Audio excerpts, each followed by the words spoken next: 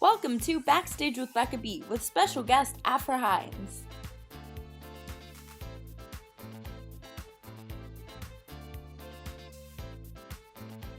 Hi everyone, and welcome to this episode of Backstage with Becca B. On this episode, she's been a Radio City Rockette, an original Broadway cast of In the Heights, Ghost, Shuffle Along, and most recently has been in Hadestown as part of the Workers' Chorus and as an understudy for Persephone. Please welcome Afra Hines. How are you? I'm doing well. Yeah, I'm good. Quarantine treating you okay? Yeah, it's the good days and bad days, but yeah. But how lucky are we all to have this time, It's like, if we can just breathe, it's a good thing, but it's definitely hard sometimes too. Yes, I was gonna say, and you get to spend time with your new baby, so yeah. That's exciting. Yeah, kind of probably time that you wouldn't have gotten to spend otherwise. Exactly, yeah. I would have been back at work already. My plan was to go back to Hadestown the beginning of August, so I would be back already. Yeah, so. Right now. It's probably I want to be back, but also spending time with you is nice. Oh, I hear her. My husband's got her. That's it's her bedtime. Exciting time. Such an exciting time. Yeah. Anyways, I'll get right into the questions I have. Great. Let's do it. Yes. So my first question that I like to ask people is, have you always known that you wanted to be an actress and perform on stage? No. I started dancing when I was really, really young, and I thought that's what I wanted to do. So I started as a dancer, and then I was a gymnast. And so there was a time during, when I was 12, 13, where I thought I wanted to be an Olympic gymnast. And then I wanted to be a concert dancer. And then I wanted to be a commercial dancer. And then finally I saw some Broadway shows and I thought, oh no, that's what I want to do. So I did not grow up wanting to be on Broadway, but here I am. You got to combine all of that kind of, though. Yeah. Because Broadway, especially with a lot of the roles you've done, you've got into dance. Yeah. And have you got into gymnastics and anything? I'm trying to think. I don't think I've done gymnastics in a Broadway show, but it definitely, I booked a commercial one time by tumbling, and I've definitely tumbled in auditions for Broadway shows, but I've never had to do it 8 times a week. Thank goodness. It probably helps with technique with dancing though too. Yeah, definitely. The gymnastics experience. Because my sister was a gymnast, and there is dance involved. Yeah. With gymnastics, so. Yeah, exactly. That's so interesting. Yeah. So, then when did you get it? Because you were involved in dancing with the Rockettes. That's right. So when did you get involved with the Rockettes?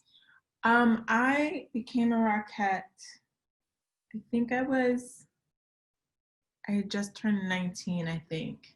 But I went to an open call. So before, when I was just getting started, the way that I got auditions, I would go to the corner newspaper, newsstand, and get Backstage paper edition. This is a million years ago, and I would highlight and circle the audition. So I went to an open call at Radio City, and I did not get the job, but they noticed me and they invited me to a 3-day workshop because they thought I had promise, and it was a part of a diversity initiative they were doing. And so I went to the workshop, and then I auditioned again and got the job, but open call. Oh, okay. Yeah. And I had never seen them, so I didn't really even know what I was signing up for. I just saw it was a dance audition and that I was the right height. And I was like, yeah, I'll go to that. Sure. Since you had never seen them, did you know much about them, or? I knew that they did kick lines. And that's about it. Yeah, I had no other idea. And I think I knew that you had to tap and, do jazz, I think they called it at that time. Yeah. Was there, because they have multiple shows that they do year round, was there a favorite show that you had with the Rockettes? Well, so when I started, there was only the Christmas show, and it's only recently that they've started doing the spring show as well.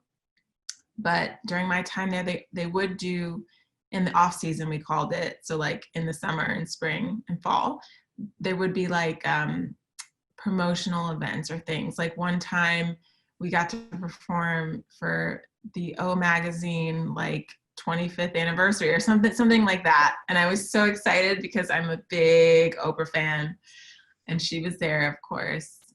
But yeah, there was just a Christmas show when I was there.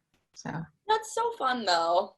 Yeah, and actually it worked out for me because so my second Broadway show was In the Heights, and I was able to take a leave of absence from In the Heights to go do the Rockettes, and then I was able to go back. So it worked out for me that it was only the Christmas show at that time, but now it's really like a full-time job for those women, you know? The parades, like I've heard the rehearsal process for them is tough, and like it's long and challenging.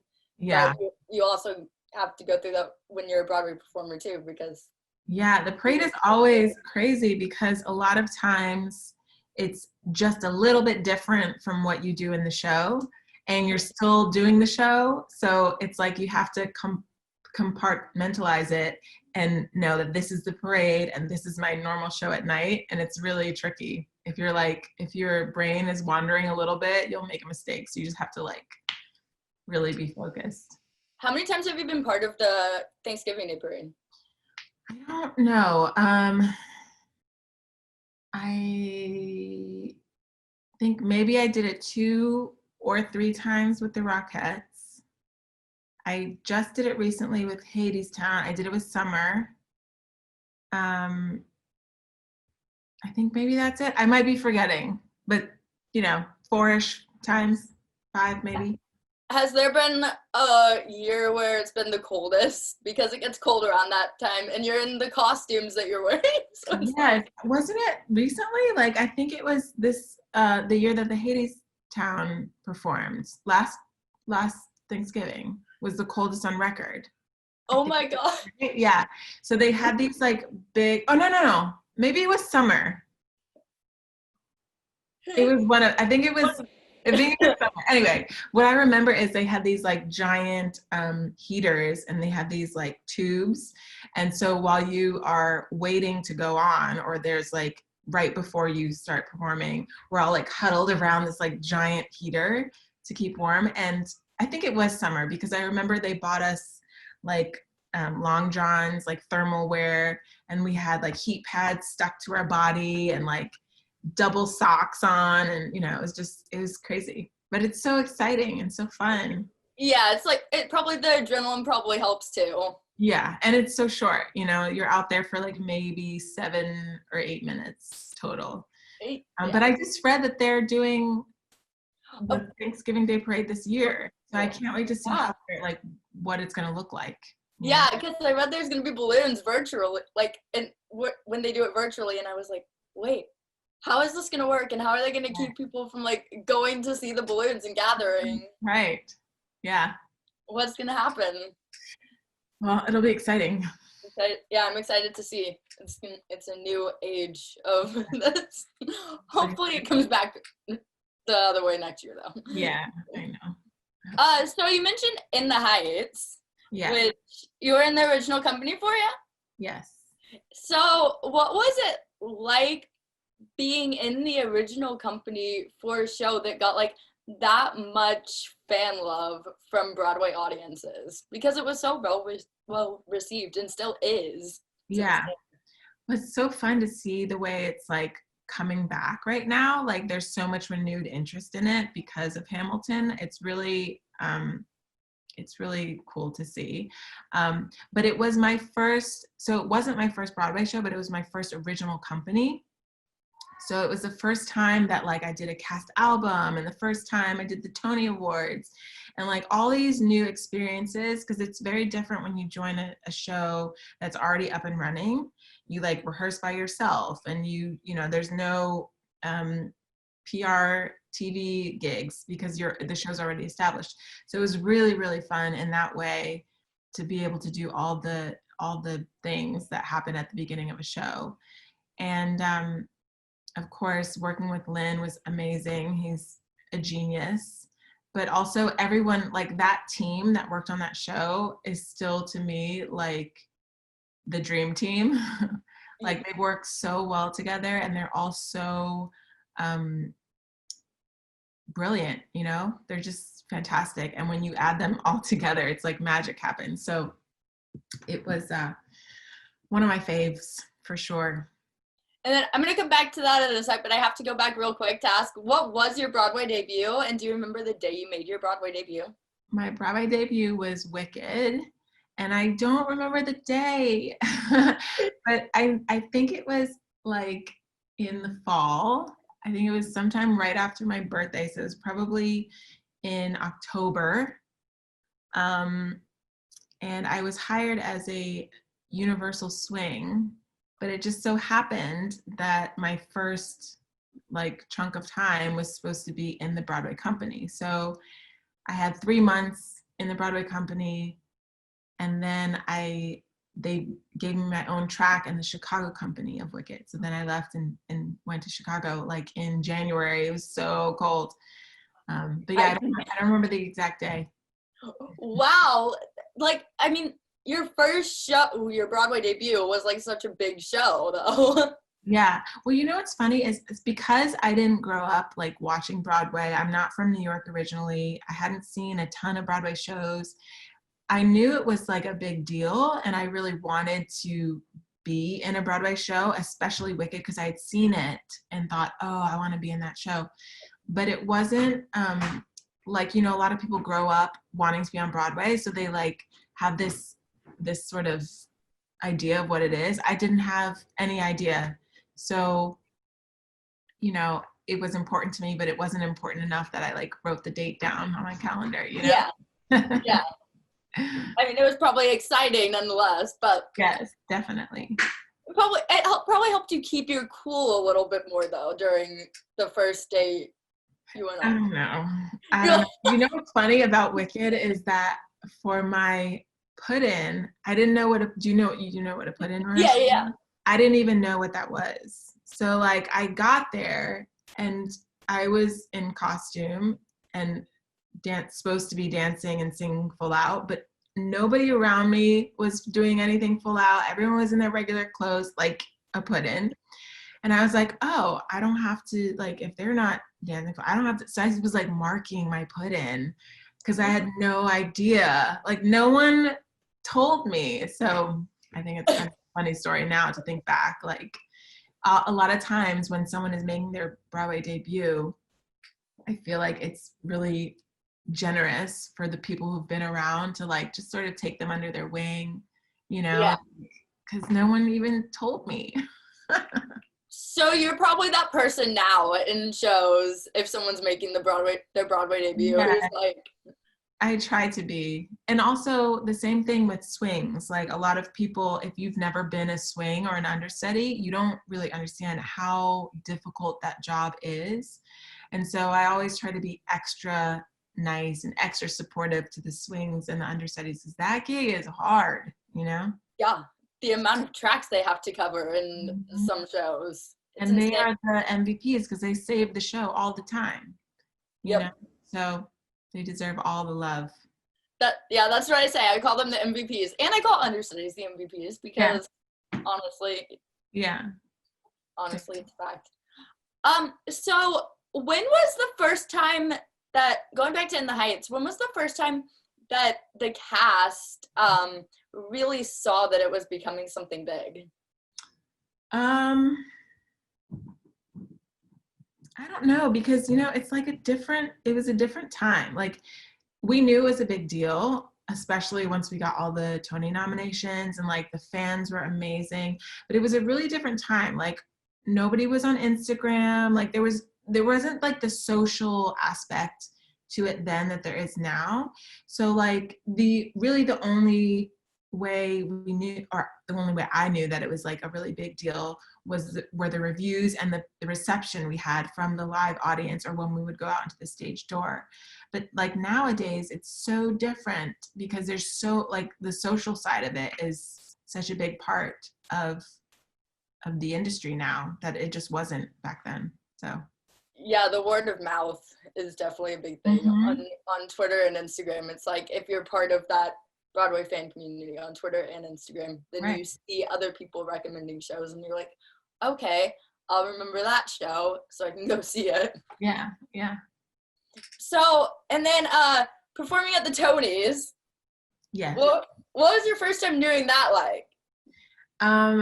My first time at the Tonys, was in the Heights, and it was so fun. I remember Whoopi Goldberg introduced us, and I just remember like it was so exciting because they like built our set, as they do, you know, they like built a set for us.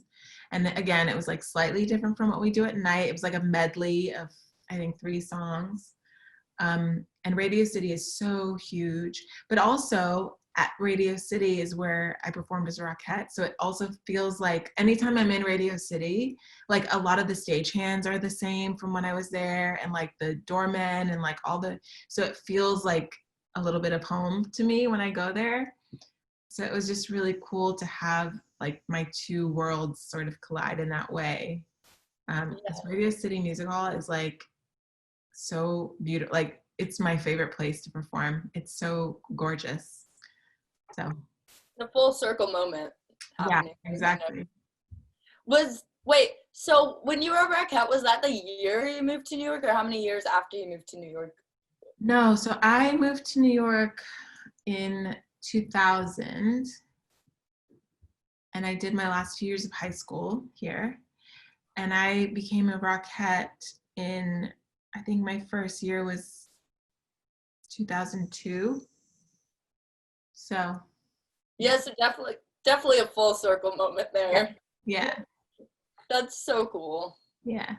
It must be like an emotional thing too. Kind of. Yeah, it's crazy. I always think like the young me could have never imagined the like places I would have gotten to perform or have gotten to perform. And it's really fun to think back and also think forward, like what is going to happen in the future that I have no idea. And not necessarily even with performing, but just like there's so many things coming to both of us that we have no idea. And like, that's just the joy of life. Yeah. It's a little scary, but it's like, okay, bring it on. It's going to be better than we can imagine. I know that. Yes. Definitely, because we imagine the worst, I think, as humans. Yeah, or it's just like you can't even imagine. It's like trying to imagine the moon. Like you've never been there, so like you can't imagine. So the places we're going, like I know I have goals and I know I have dreams and the direction I'm going, but I don't know what it's actually going to be like. And I'm sure it's going to be, you know, much brighter than I can imagine. For sure. And then, so other Broadway shows you've been in quite a few original Broadway casts. Which original Broadway cast that you were a part of was like the closest bond you had with the cast? Oh. Okay, wait, I have to think about that.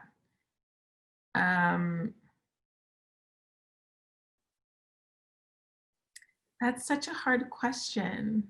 I don't know. I was gonna say I felt really close to my Ghost cast, and like I have a bunch of friends from that cast that I'm still very close with.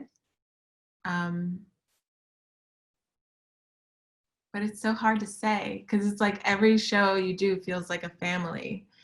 Yeah. But I will say I met some really special people on Ghost. And you've been in so many shows that have been like, as I said, within the Heights, well received. Yeah. Which, I mean, is it like mind-boggling to you over and over again, no matter like what show it is, to have like fans receive the show you're in so well and love it? Well, I've been in some flops too. Okay, but But yeah, no, well, I was gonna say, like, I feel like you never really know. Like, I have been in shows where I think, oh, this is amazing, and then it closes early. Or I've been in shows where I'm like, ooh, I better save my paychecks because we're gonna be out of here soon. And then it like drags on because the producers don't want to let go, you know? So it really, you can't tell. And even sometimes if you get a good or a bad review, that even doesn't always mean that you're gonna stay open or closed. So it's really, I've learned to just not really pay attention to that so much. But I do a lot of times look at the grosses. That will let you know. If the grosses aren't good, you know you're not going to last very long. So it's an interesting business. I've never understood how the business quite works until I feel like a year and a half ago or 2 years ago. yeah. I was like, okay, it's Yeah. a And lot of like, how's it? We don't even know what it's going to look like in the next couple of years, you know? So it might be very different. yeah, probably. And then speaking of shows that have closed early, if you could reopen any show you were in that's closed, what show would it be? Shuffle Along. Oh, what was so special about that show that you want to bring back? That just was like the cast itself was incredible. So like just being able to be on the same stage as some of those people was, I mean, just amazing. I mean, we had Audra McDonald, Joshua Henry, Brandon Victor Dixon, Billy Porter, you know, Brian Stokes Mitchell, like those names. Are you kidding me? Like, so I used to watch Audra had this big ballad in the, I think it was like the middle of the second act, and it was so good. It's, I mean, like, she's incredible, but I would just always watch from the wings, and I just think that show closed way too early.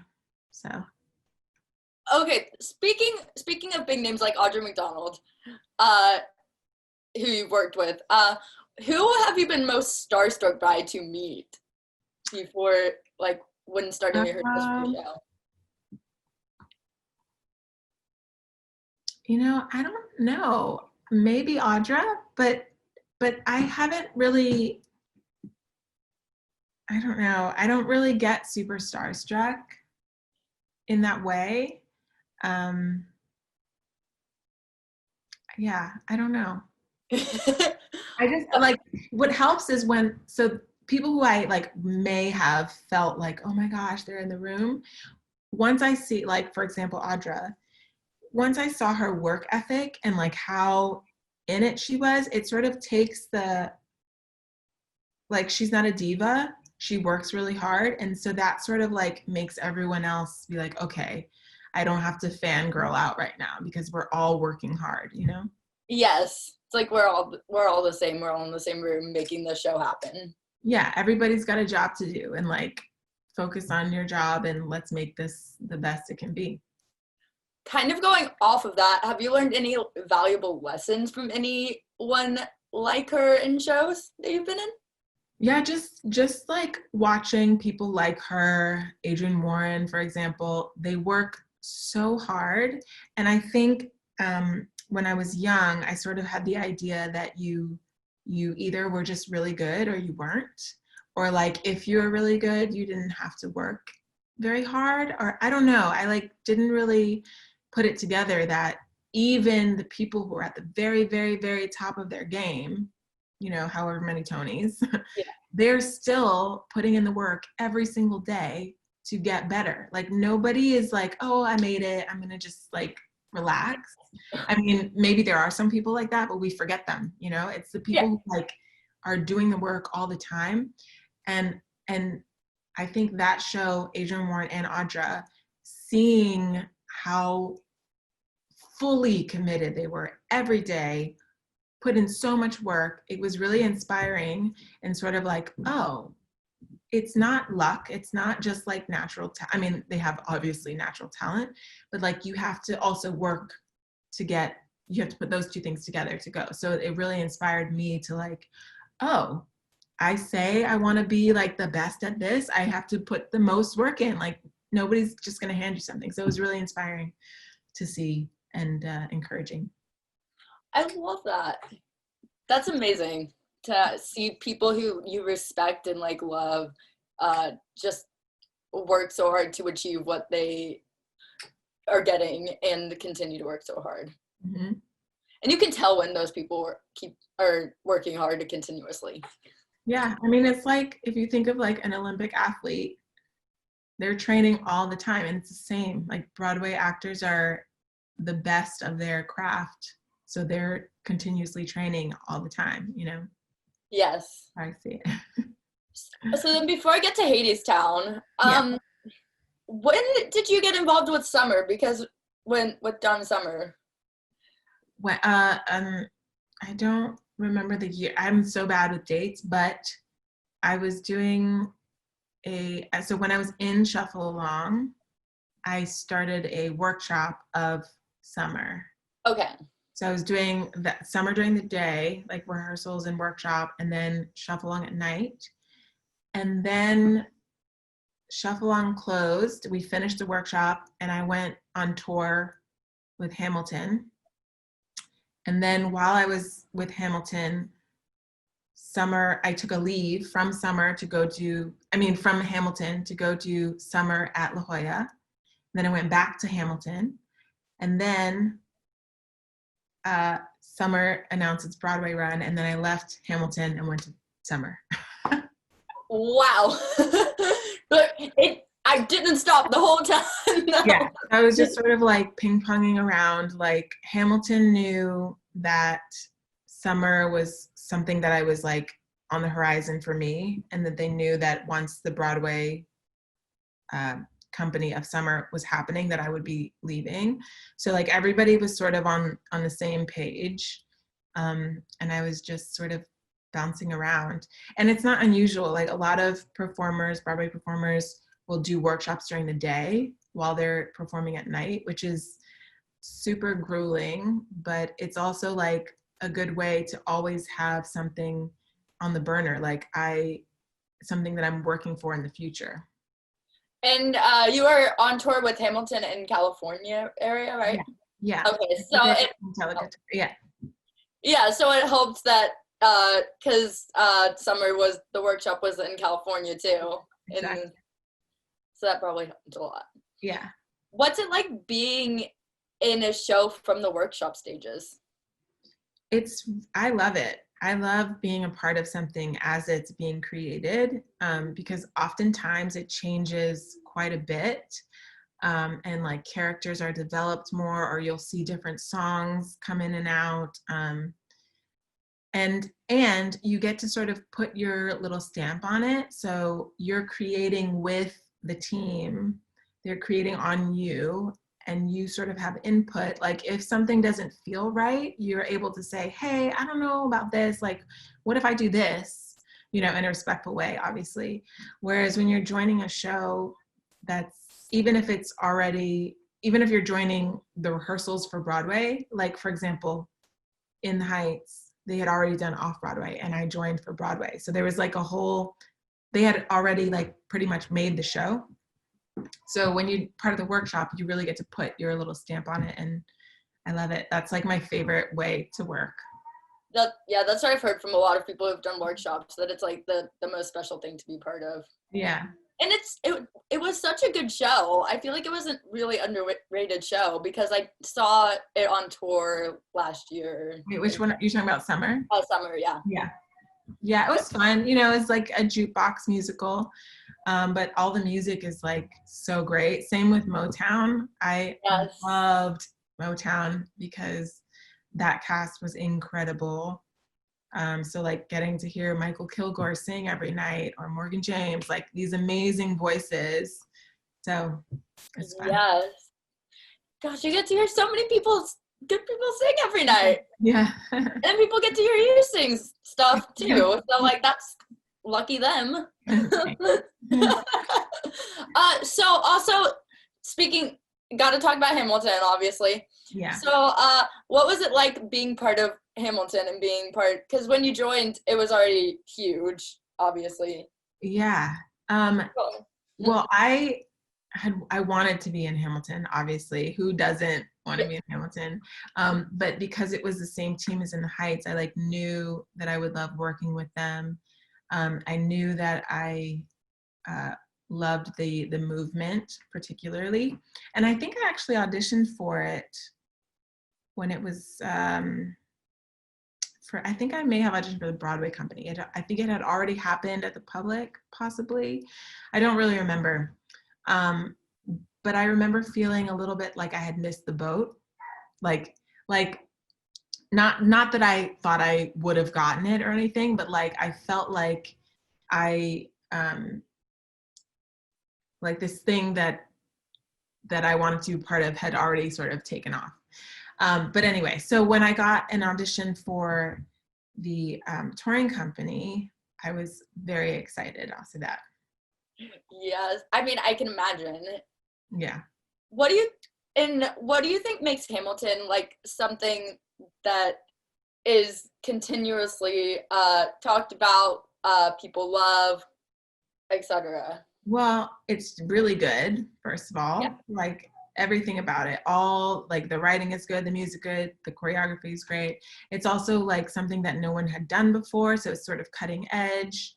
And other than that, like that's sort of the question I think everyone wants to know is like what made Hamilton this mega hit. And I think if people knew that, they would replicate it, but sometimes the stars align, and if it's really good and the stars align, you get this like mega hit. So I don't know. And there's some shows that are just magic. Yeah, it's good, isn't it? It's so good. I mean, the first time I got to see it, unfortunately, wasn't live, but I still need to see it live. Yeah. But it was on Netflix or Disney Plus. I remember in our rehearsals, like when we first would like do run-throughs, we would all be like crying, trying to sing. Like it was so moving even to us doing it. And like that's how you know something's really good, when like your cast can't even do it without crying. Yeah. Yes. And then the audience feels that when it goes to the stage, like the pure emotion that runs through the actors when they're performing. Mm-hmm. It's special. That's one of my favorite things about watching shows live. Yeah, exactly. That you don't get from a Broadway HD musical or something. Yeah. So I missed the live stuff. Yeah, we'll get back to it. What's your favorite Hamilton number? I don't know. I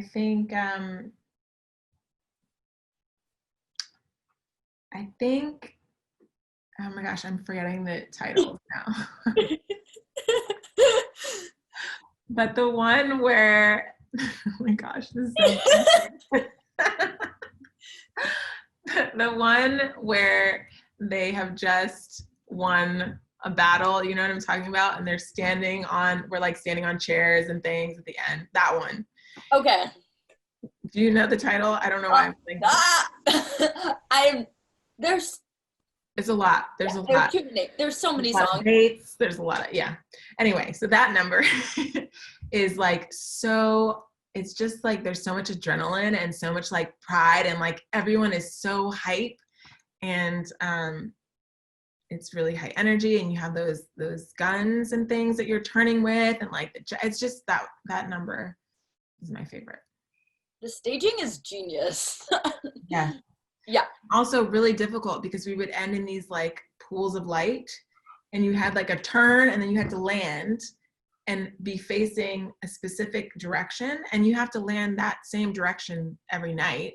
So you're doing a turn, you have to find your spot to know where you're going to land, and you have to have your gun in the right direction. Bayonet, is that the right word? Anyway, you have to have that in the right direction. So it was really like, and you're in a pool of light. So all those things together made it really sort of tricky, but so cool when you see it. Yeah. Yeah. You have to be like precise. Brilliant. Andy is brilliant. They all are. Just so yes. Would you say that that's like some of the hardest staging and blocking that you've done in a show? No. But what was hard about that show was there's a lot of furniture, like a lot of chairs you're moving all the time. like in slow motion, you'd be like lifting a chair in slow motion, or like running up and down the stairs. That show was hard because you were pretty much on stage like all the time. There wasn't a lot of downtime for the ensemble. So that's difficult. I remember my shoulders would hurt because the jackets, putting on the jackets on and off. But yeah, I've done staging, like, I don't know, maybe the Rockettes, that's very precise staging. Like you have to be on your mark. So, but definitely, yeah, definitely Hamilton is hard on the body too. Oh, I mean, the costumes in these shows are so heavy too. Mm-hmm. In a lot of them. Yeah. And then Hadestown, you're now in Hadestown, or I mean, you took a leave for your baby, but you're but you've gotten to be in Hadestown since it started, kind of. So, how was your audition for Hadestown? It was so my agent got me the audition, and I went in, and I think we danced first for David Newman, the choreographer, and Katie Rose, who was his assistant. And I remember really liking the choreography and like feeling like, oh, this is something that like fits well in my body. And then I think we sang our own thing. And then from that, we were given sides. And what's funny is at the beginning of the audition, the casting directors were like, we're going to try and cast this really quickly. Like, you guys will know by next week. Like, we're just going to get this done, because it was right before the winter holidays. But it didn't turn out like that week. But anyway, so I did that part. Then I got sides, came back and sang and did those. And then they gave me another packet and came back, they gave me another packet. So I ended up singing like all the female parts in the show, like all the ensemble parts, all the fates, all the so it was a long process in that way. But I think they were just really looking specific, like they wanted to find, it's such a small cast that not only did we have to be good by ourselves, we had to like mesh well with each other. So it was kind of a long process, but most Broadway shows are multiple auditions, so. And a lot of singing over and over and over again, as I've heard. Yeah. And like learning a song, like you get the packet that day, you have to learn it that night for the next day. So a lot of homework as well. When you were describing singing all the parts, I'm like, okay, so the audition was basically like what I do when I'm singing along to Hades in my house. Yeah. I'm like, no one else is joining me, so I have to be all Yeah. Well, the tricky part was, I remember them giving me some of the fate stuff, and they were like, just pick which one you want to do. And then I got in the room and they're like, great, now can we do this part? Like the same, like the same part of the song, but another line. So that was tricky. You're like, yeah, sure. Yeah. And so Hadestown is another obviously big show that you're a part of. Yeah. And I got to see it in previews last year. It was so special. So when I know I started hearing stuff about how good it was while you all were in previews. Mm-hmm. When did you and the cast start realizing that it had like a huge chance to win a bunch of Tonys last year? I don't remember. And that's honestly, I think we knew it was good. And I actually had heard about it. So there was a Hadestown workshop that happened during the time that I was in summer. And one of the actresses in summer was doing the workshop. And so I would hear at night, she would come like raving about this workshop she was doing. And then when I got the audition, I like searched, because they had already done a cast album. So I was able to listen to the cast album, and I was like, oh my gosh, like this is cool. I want to be in this show. So yeah, but in terms of when we knew like the Broadway show was, I think we knew it was good. but we all sort of had our like head in the work. So I don't know. It's hard to say. We knew it was good, but didn't know like how, like, you know, that we'd win and all these things. So. Yeah. And have you ever gotten a chance to like observe any of it? Yes, actually. So because I'm an understudy, I have been able to, like, if no one else is out, our stage manager will swing someone out to see it. And that's like so helpful, because when you're understudying and you're trying to do your own track, but also like watch out of the corner of your eye what the person you cover is doing, it's really difficult. So to be able to like watch the show and also get like a big picture of what you're doing, it's just so helpful. So yes, I did get to see it, and it's good. Yes, I was gonna say, and what did you think? Because Yeah. it's one of those shows that, like, yes, the cast album is amazing, but like, if you just listen to the cast album, like, you don't get all of the picture. Yeah. Well, I say the thing that really struck me being off stage watching it was the lighting, and how brilliant the lighting is, and like, you know, what a difference. Like, you can't feel the light on you. So to see it, it's like a whole nother level of amazing. So. Yeah, you can be like, oh, so that's what it looks like when I'm on stage. Right. To the audience member, that's what the audience member is.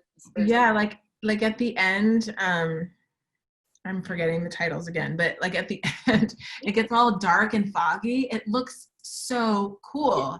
And when we're on stage, we're like thinking about, you know, the stage is moving. So we're like worried about where we're stepping and like the technical stuff. So it looks so cool. Yes. And what's your, before I get into Persephone, what's your favorite ensemble number? I guess I'll say Living It Up on Top. It's fun. Okay. Yeah, it's like happy, and it feels like, you know, our first real introduction to the audience, and we sort of get to like be individuals, whereas once we're underground workers, we're sort of, you know, much more similar to each other. So yeah, I'll say Living It Up on Top. Is it special that it's such a small cast? Yeah. That the ensemble like gets the appreciation that everyone else does at the end of the day? Yeah, yes. It also just feels like we are allowed to be much more individuals. Whereas when you have a cast of like 30 ensemble members, they're still individuals, but it's hard to like really pick out each of them throughout the show. Yeah. You know, you might like see a couple that your eye is drawn to and you sort of watch them throughout the show. But when there's only 5, it's really obvious like our different personalities. And so that's special. And of course, backstage, it's like we're a crew, you know, it's nice to have like a nice tight family. Have you named any ensemble tracks in shows that you've been in? Because I was talking to John Krause and he was like telling me that he names the tracks, like the characters and the tracks. I was like, what? That's funny. No, I don't think I am. So when I first started, I feel like we would call the tracks by the name of the person who originated it. It's like the Corinne track or like, you know, whatever. But it seems like nowadays that's not done so much. Now it's like woman 4, woman 3, man 2, you know? So I miss the days when like at Wicked, you know, years later, it's still called the track of the first person who did it. I think that's kind of fun, but no, I don't think I've named all my ensemble tracks. I wish that like in like playbills they would give ensemble characters names, because that'd be so much fun. Yeah. To be like, oh, this is like everyone has a name. Great. Yeah. That'd be amazing. And then you're also understudying Persephone. Yes. What how many times have you gone on as Persephone? I don't know exactly, but my guess would be like somewhere around 15-ish, maybe. Wow, and she's a character that really like holds the show together and has huge numbers. I mean, with a lot of dancing, which I'm sure you love. Yeah. So what's your favorite part about getting to go on with her and being her? Getting to go on with her and being her. Well, there is dancing, but there's no like, there's like one partner dance with Hades, but other than that, all of her dancing is sort of like very free. And David, the choreographer, was really cool and wanted all of the Persephones, like anyone who played Persephone, to have their sort of own movement quality. So that's really fun. And it's just, I haven't played a lot of characters like her where I have the freedom to really just like, I don't know, Like be yourself. Yeah, she's just really like big. I don't know if that's the right word. And there's so many like different levels to her. Like I love being able to be joyful and happy and also sad and dark, and also have this like amazing moment with Hades of reconciliation and like healing. I find that, yeah, I just think it's really really healing to do it. And how would you say that your portrayal of Persephone is different than Amber's? Well, I don't know. I mean, I hope it's completely different. Like, I mean, I've heard great things. I think, as an understudy, you try to step into the role with a little bit of yourself, but also respecting that the other actors are used to doing it a certain way. So like trying to really step into the shoes so that you don't disrupt anything else. Like that's your number one thing, is like, don't mess anyone else's show up. But I don't know. I think that would be a question for an audience member. I can't see myself, and I can't, I can see Amber out the corner of my eye, but she's brilliant. Amber is incredible. I remember seeing her in Comet. Oh yeah. I'm like, who is that? She's incredible. So it's been now you're understudying her. I know, crazy. And also Eva. I remember seeing her on the Tony performance. I was in California with Hamilton, and we watched this. We had like a Tony party, and we watched it. And I was like, whoa, that girl is incredible. Yeah. So, and now I'm working with her. It's such a treat. Yeah, she's so little, and I don't understand how the voice comes out. Incredible. Yeah. It's crazy. So, have you been at performances like as Persephone where people have come like to see you play the role as a like they're coming back for like their 10th time to see someone different play the role? Yeah, I think so. I think I've had I think they're fans of the show, like not me specifically, but just of the show, who want to see every single understudy do it, and so there's definitely people who will make the trip like that. And then I've also had like friends of mine who will come if they know I'm on, which is always so sweet. Do you remember your first time going on as her, since that was a little more recent? I do. Yes. What was the whole day like? I was pretty scared. I was like very nervous. I had just come back. So the way it worked was I had a vacation planned.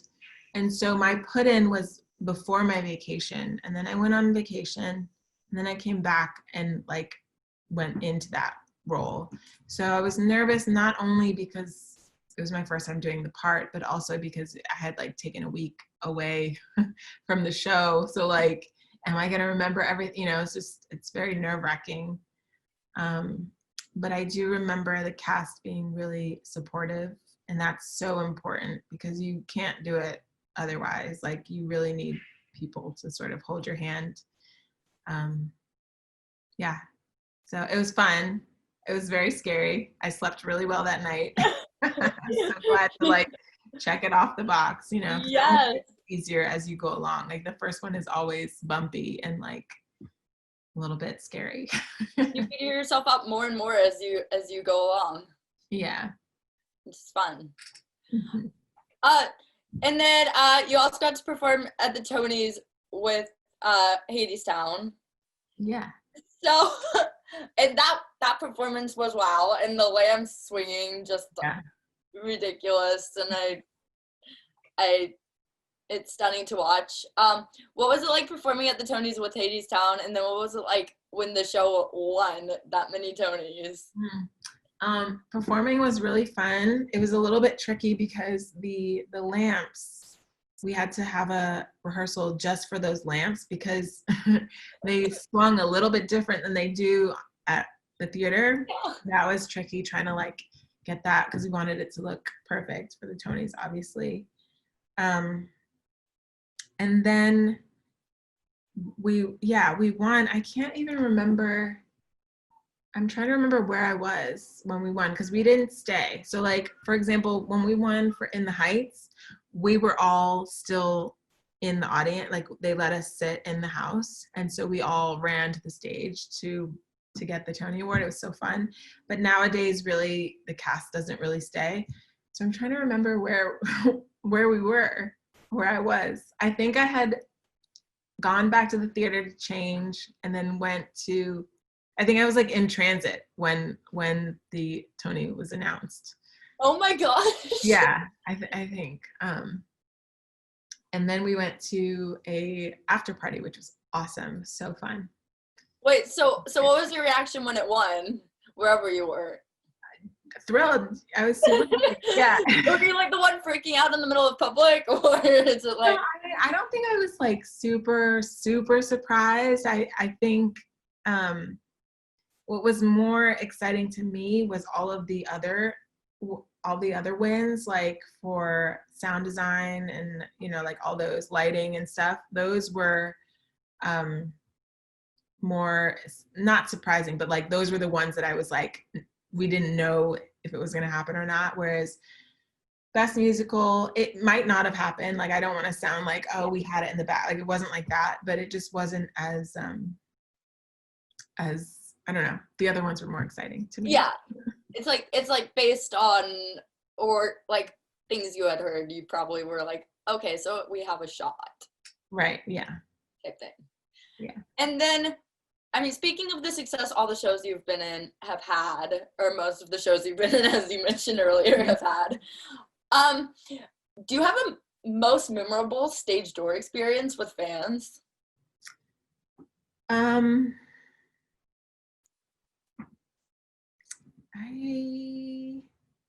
No, I don't think so. I mean, I have like sort of general, like the In the Heights fans were really great and the Hadestown fans are really great.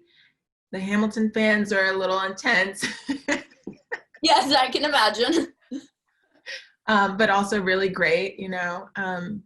But no, I'm trying to think if there's like any like one moment. I've definitely had some like really thoughtful, sweet gifts and like artwork and things like that are always gorgeous. But yeah, no, mostly I just remember like the general energy from stage dooring. But I have to say, stage doors make me really nervous. Like that to me is something that I'm only recently started getting more comfortable with. For a long time, like I would, if there was another way to exit, I would exit another way because I was overwhelmed by stage dooring. And sadly, sometimes at stage doors, if you're in the ensemble, there's like some, you know, not so nice things that happen.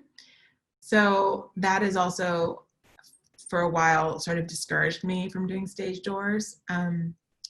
But I do them now more consistently. Stage door is a crazy concept when you think about it in all aspects. It's just like crazy that it's become such a tradition, and that like for people that like they like expect to go out after the show and Well, the whole experience. yeah, I mean, I when I was young and I went to see shows, I would love to go get an autograph after a show. So like I get it, and I do think it's like a treasured tradition, but it's like this funny line with like sometimes people forget that it's not like a requirement that an actor come out the stage door and sign. It's really like a mutual sort of like let's meet each other thing. Sometimes if it turns into like you owe me this, that's when it gets uncomfortable. Or if someone doesn't sort of respect your privacy, or like that you're an actual person, it can get uncomfortable that way too. So. And if people don't give everyone in the show who just worked so hard, equally as hard as everyone else on stage did, like the same amount of attention. Yeah. Honestly. My opinion. Because I mean, we were talking about swings and understudies, like MVPs. Yeah. My eyes. Yeah. So we've talked about kind of a little bit about your audition stories. What advice would you give to someone going into an audition for a theater show? I would say usually when people get nervous, because you'll probably be nervous, people sort of like tune out a little bit. They don't listen fully, or they like get very in their own heads. And that is the opposite of what you need to do. So when you go into an audition, take a deep breath and like turn on your ears and eyes and like really try and be present. And that I think is one of the hardest things when you're dealing with nerves. Yeah, and also just to remember that the people behind the table who are watching you audition are hopefully on your side. Like they invited you, or they asked to see people like you in this room, and they're hoping that you're going to be the person that helps them get the job done, you know? Yes. And they want to make the show as good as possible and cast someone who yeah. And they want to work with a nice, friendly, normal person. So like be nice and normal and friendly. Yes. Yeah. I mean, I feel like that's good to remember, because people get so in their head in any experience that when they're going to meet someone, audition for something, and you get so negative with yourself. Yeah, exactly. Which, speaking of, how do you work on self-confidence in an industry like this? Oof, that, I don't know. I mean, I feel like that's an ongoing thing for everybody. You know, like, I don't know. For me, what helps me feel confident is if I know that I've put in work. Like I know that I've practiced. I know that I've like, that helps me feel more confident. But in terms of just like confidence of walking into a room, I don't know that that's something like that's an individual thing that everyone has to figure out for themselves, you know? So yes, it's like what works best for you. Yeah. Yeah. And then lighter questions. Yeah. If you could work with any actor or actress on stage in a show, who would it be? Oh my goodness.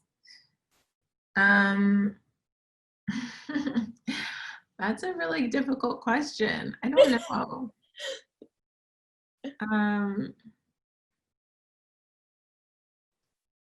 I don't know. Maybe Coleman Domingo. I'd like to work. Okay. Yeah. I've just been watching Passing Strange, and like I forgot, like I saw it when it was in theaters a million years ago. I guess the same years in In the Heights, so the 2008, I guess. So I saw it, and I remember thinking, oh, this is really good. But I just watched it, the Spike Lee film version of it, and I'm obsessed. Like, it's so good. So he's on the top of my mind. Yes. Manifest that one. Yeah. And then other things to manifest. What's your dream role to play on stage? I don't know. My dream role would be something that is created for me. Yes. Or on me, at least, like creating it from the beginning. And it would be something that utilizes all of my skills. So it would have some dancing in it because I love to dance, as well as all the other things. But yeah, I don't have like a role that I've always wanted to play, or like a specific, like that show, that role. But yeah, something that fits me. Yes. Yeah. If for someone watching this, they Yes, they can write a part for you. Yes, please. As they're watching this. Yeah. And if you could play any other role besides the role you've been in a musical that you've been in, what role would it be? Okay, wait. The question is a role from a show that I've been in? Yeah, that you haven't been. Okay. Like a role that you haven't been, but in a show you've been in. I would want to be Peggy in Hamilton. Oh, okay. Yeah. I'm down. I mean, it'll be going on for forever. So like, yeah. Yes, let's make that happen. And then musicals being turned into movies are so popular these days. But if you could turn a movie into a musical, what would it be? Oof, you are asking the wrong person, because I don't watch that many movies. I know, right? I will say, I'm trying to think of like movies that I loved Clueless, but that's already a musical now. Yeah. I didn't see it. I didn't see it either. I saw a little version in LA where I'm based. It's like an unauthorized parody of it, but I'm trying to think. I don't know. I have to see some more movies. Yes. The answer. That's the homework. Yeah. Watch more movies. Yeah. And then get back to me with that question, with the answer to that question. Yeah. What do you think about musicals being turned into movies though? I think there's space for all of it. Like, it's not for everybody, and I don't want like a season where it's all movies that have been turned into musicals, but I definitely think that there's like space for that, and it has a good, there are people who want to see that sort of show. So I'm all for it. Yes. Moulin Rouge was really good. Yeah. I have to say. And then I didn't ask you earlier, what was the first Broadway show you ever saw? Rent. Oh, that's a good one. Yeah. That's a really good one. Yeah, I think it was like in 2000, maybe it was either like 2000, or maybe it was like, wait, is that right? Yeah, it was around 2000, I'll say. Yeah, that's a special show. Yes. To be your first show. It's kind of like Wicked being someone's first show. Right, yeah. It's yeah. Like, yep. And it's like one that everyone knows. Yeah, I'm glad So this is one of my favorite questions to ask. What's the funniest thing that's ever happened to you on stage? Funny now. It wasn't funny when it happened, though. Yeah. I was on as Disco Donna in Summer, and she has this moment where she has a quick change on stage. She puts on this dress and puts on a wig, and because it's on stage, it's like magical. They don't put pins, it's like just magnets. So they put the wig on, it clicks in, and then you do the number, and the choreography had this like head roll at the end, and I did the head roll, and the wig came off, but it was still hanging on by one of the magnets. And it was right at the end of the number. So I did a head roll and then pose. And I remember doing the head roll and posing, and I could see my shadow, like, and the wing was just hanging off the back. And I'm just holding it because it's the end of the number.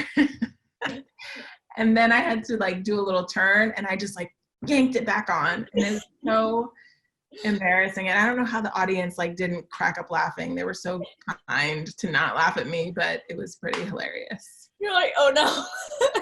It was so embarrassing, but live theater. I don't think that's the worst wig story I've heard, though. I've heard of a wig, like, flying into an audience. Oh, gosh, so embarrassing. And I was like, oh. Yeah, no.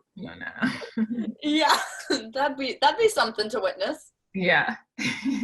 So, especially to be the audience member that catches the wig. I know, right? Well, those wigs are so expensive. Like, you have to give it back. Somebody was probably like, I'll take that, please. Is that the quickest, like, quick change that you've had?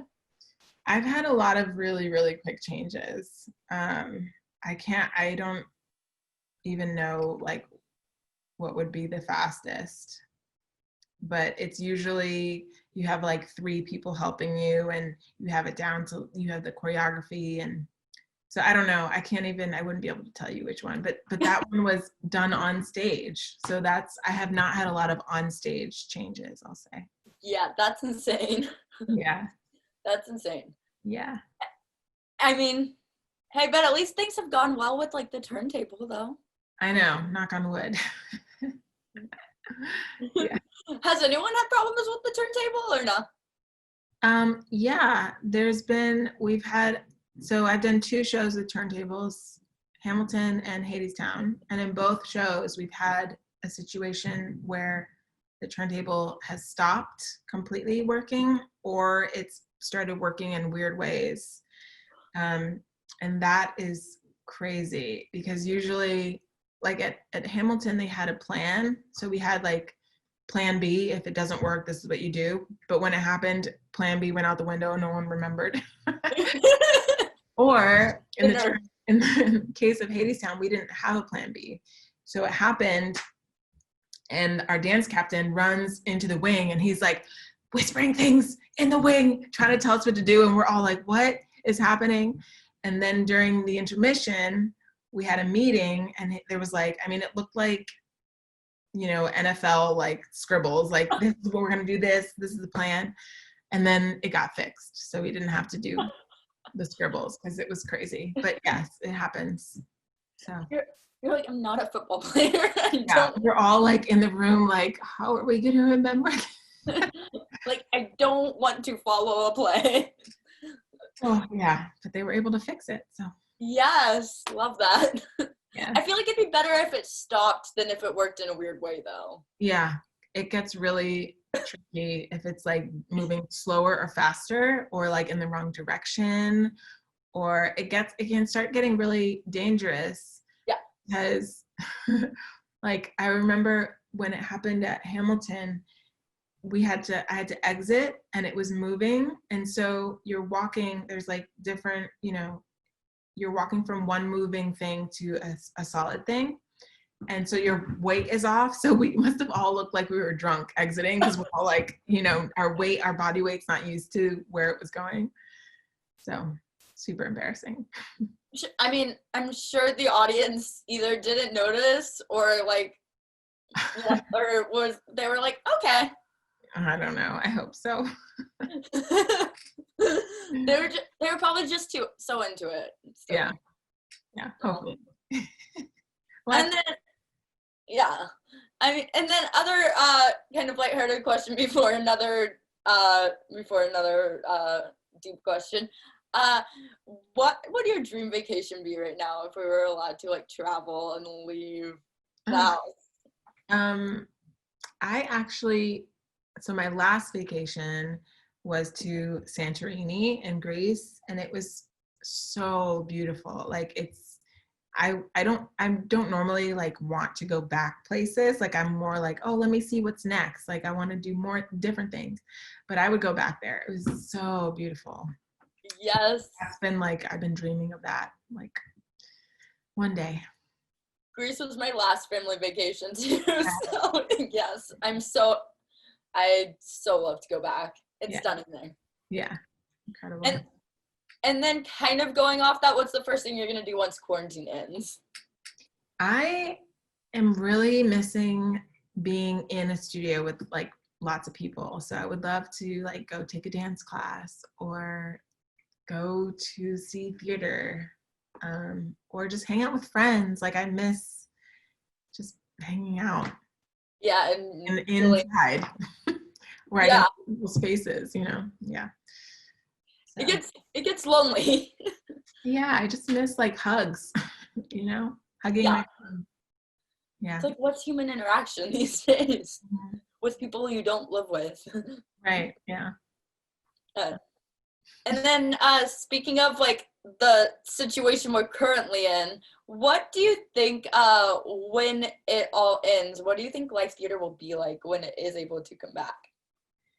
I don't know. I mean, I think my guess is that theater is going to have to contract a little bit, like in terms, I'm thinking of like producers spending millions and millions of dollars on these giant shows.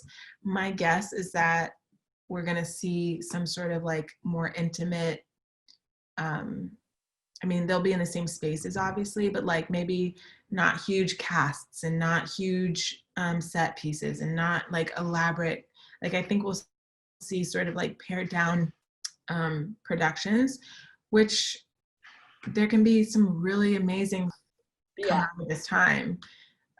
So I look forward to it. Who knows? I wish more shows like in the US had the opportunity to do what Six is doing in London right now. What are they doing? I don't even know. They went to or they are going to a bigger theater right now. Oh, cool. To allow for social distancing and opening in November through like the holiday season. Crazy. My mom is British and my uncle lives there still, and he went to the opera the other night, and the way they did it is they told everyone to bring teddy bears. So he sent me this photo. It's like you sit in your seat and then like there's 3 teddy bears like holding the other seats. Like it's crazy. It sounds so fun, but like it's so strange. We're in like really strange times. Yeah, just a little bit. Yeah. I mean, when teddy bears start to be audience members, that's a little odd. Yeah. Do you think virtual theater is gonna be able to like stick around once live theater does come back? Because it's been such a special thing. I do. I think there's a lot of things about this time that are gonna stay with us, and it's like just a new way of we're like creating new ways to perform. So I think not all of it will stay, but I think definitely a lot of things from this time will carry on, which is kind of cool. Yeah, gives more people access. Yeah. For people to find you, where can people follow you on social media? Yeah. Yes, at Afra Hines is on Fantastic. Twitter, Instagram. Yeah. Yay. Cool. Well, enjoy the rest of your night. Thank you. You too. Thanks for chatting. Yeah, it's been fun. Thanks for watching this episode of Backstage with Becca B. You can follow me on Twitter and Instagram at Becca B Talks TV. Or for more exclusive content from this interview and more, you can follow me on Instagram and Facebook at Backstage with Becca B. Make sure to subscribe to my channel and like this video, or if you're listening on Apple Podcasts, go ahead and give me a 5-star rating. Thanks for tuning in, and I'll see you guys next time. Bye!